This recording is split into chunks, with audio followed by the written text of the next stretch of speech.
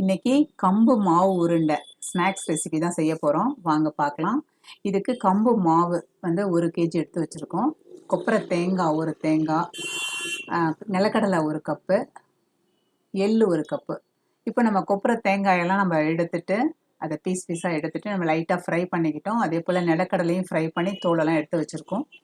எள்ளையும் லைட்டாக ஃப்ரை பண்ணியிருக்கோம். பண்ணிவிட்டு இதை மிக்சியில் வந்து நம்ம பொடிச்சுக்கிறோம். கொப்பரை தேங்காயும் நம்ம லைட்டாக பொடிச்சுக்கிட்டோம். பாருங்கள், அப்படி உதிர உதிராக வருது. நிலக்கடலையும் அதே மாதிரி நம்ம பொடிச்சுக்கணும். அதுவும் அப்படியே லைட்டாக உதிர உதிராக தான் இருக்கும். இதில் தண்ணியெல்லாம் எதுவுமே போட வேண்டியதில்லை. அதையும் லைட்டாக பொடிச்சிட்டு நம்ம கம்பு மாவு கூட மிக்ஸ் பண்ணிக்கலாம். எள்ளு, வெள்ளை எள்ளு, அதையும் லேசாக வறுத்து வச்சுருக்கோம். இந்த மாதிரி உதிர உதிராக இருக்கணும். அதையும் நம்ம இந்த கம்பு மாவில் எல்லாத்தையுமே மிக்ஸ் பண்ணிக்கலாம். இப்போது மிக்ஸ் பண்ணிக்கலாம். இதுக்கு வந்து நம்ம ஸ்வீட்டுக்கு வந்து கருப்பட்டி எடுத்து வச்சுருக்கோம். 1 கப் கருப்பட்டி எடுத்து வச்சுருக்கோம். அந்த கருப்பட்டியும் நம்ம லைட்டாக பாகு மாதிரி பண்ணிவிட்டு இந்த மாவில் நம்ம மிக்ஸ் பண்ண போகிறோம். இப்போ இதில் பாருங்கள், ஏலக்காய் பொடி கொஞ்சம் சேர்த்துக்கலாம். டேஸ்ட்டுக்கு ஏலக்காய் பொடி சேர்த்தாச்சு. இப்போ மாவு எல்லாத்தையுமே நம்ம மிக்ஸ் பண்ணி வச்சுருக்கோம். கம்பு மாவில் வந்து நிலக்கடலை, கொப்பரை தேங்காய், எள்ளு, அதுக்கப்புறம் கொஞ்சம் ஏலக்காய் பொடி மிக்ஸ் பண்ணிட்டோம். இப்போ கருப்பட்டியை நம்ம லைட்டாக பாகு காய்ச்சிக்கிறோம். கருப்பட்டி போட்டிருக்கோம். தண்ணி ஒரு 1/2 கிளாஸ் ஊற்றிருக்கோம். இப்போ அது ஒரு பாகு பதத்துக்கு வந்துருச்சு. இப்போது இதை வந்து நம்ம ஃபில்ட்ரு பண்ணி எடுத்துக்கணும்.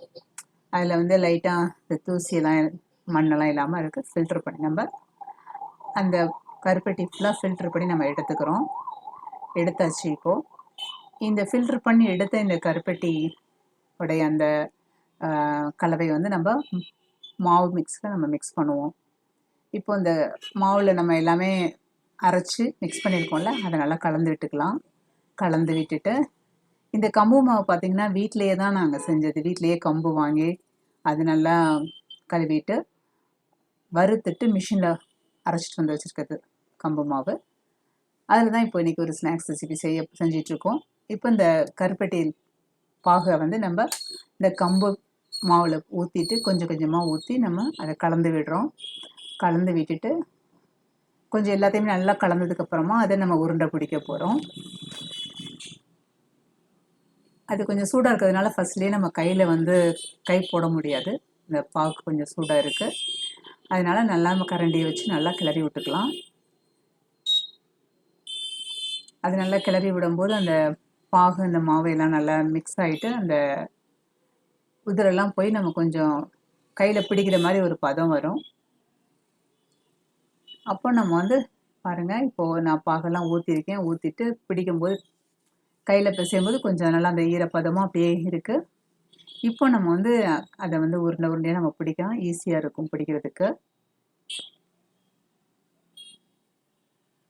எல்லாமே நல்லா வறுத்து போட்டதுனால நல்லா வாசமாக இருக்குது. உருண்டை பிடிக்கிறோம் நம்ம. இது வந்து பார்த்திங்கன்னா நம்ம குழந்தைங்களுக்கு கொடுக்கலாம், பெரியவங்களும் சாப்பிட்லாம். சுகர் பேஷண்ட்டாக இருந்தால் கூட நம்ம கருப்பட்டி தான் போட்டு செய்கிறோம், சீனி போட்டு செய்யலை. அதனால் எல்லாருமே இதை விரும்பி சாப்பிட்லாம். இது ரொம்ப சத்தானது. சிறுதானியங்களே ரொம்ப சத்து பார்த்தீங்களா நம்ம உடம்புக்கு. அதில் இந்த கம்பு வந்து ரொம்ப ரொம்ப நல்லது. குழந்தைங்களுக்கு உடனே பிடிச்சி கொடுக்கலாம். நம்ம ஸ்நாக்ஸ் பாக்ஸில் போட்டு கொடுக்கலாம். ஈவினிங் வீட்டுக்கு வரும்போது ஸ்நாக்ஸு சாப்பிட்லாம். இது வந்து ரொம்ப சத்தானது. இதை நம்ம செஞ்சு பாக்ஸில் வச்சுக்கிட்டோம்னா ஒரு வாரமோ ஒரு 15 நாள் வரைக்குமே நம்ம சாப்பிட்லாம். ஃப்ரெஷ்ஷாக நம்ம அப்பப்போ செஞ்சுக்கலாம். பிள்ளைங்களுக்கு ஃப்ரெஷ்ஷாக கொடுக்கலாம். கடையில் வாங்க வேண்டிய ஸ்நாக்ஸ் வேண்டாம், வீட்டிலே கொடுக்கலாம்.